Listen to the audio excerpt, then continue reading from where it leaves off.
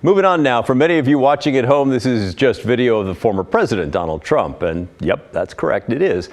But it also shows the man who just won an election in Western Oregon, beating out 4 other candidates to win a seat on the board of the tiny Hubbard Rural Fire Protection District.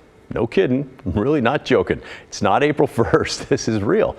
We were first alerted to this story by our friends at the Statesman Journal newspaper, and we think their article is definitely worth your time.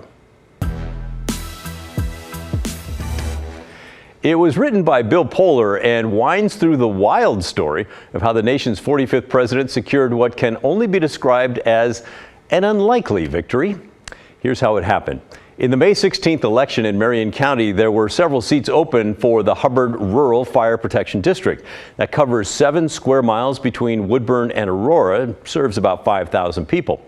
In position number 3, no candidates filed to fill the seat.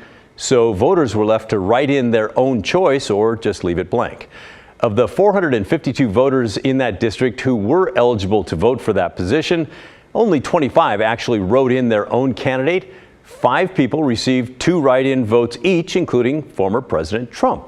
And because the race was so close, it triggered an automatic recount, which we're guessing didn't take very long, and that confirmed the 5-way tie. So, what is the tiebreaker? Well, it's a game of chance.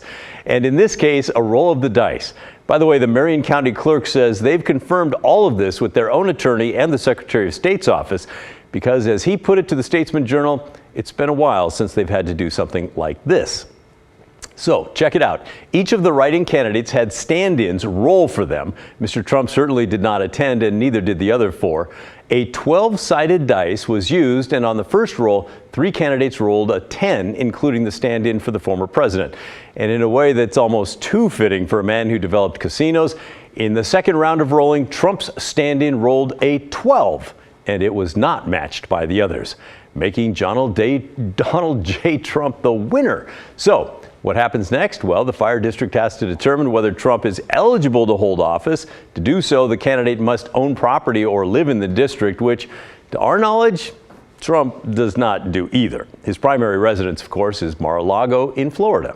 The Hubbard fire chief says if Trump cannot be confirmed to hold the office or want to hold the office, the other 2 candidates who rolled 10s in the first round of dice rolling will be asked if they're interested, and if they don't want it, a vacancy will be declared and the fire board will have to appoint someone.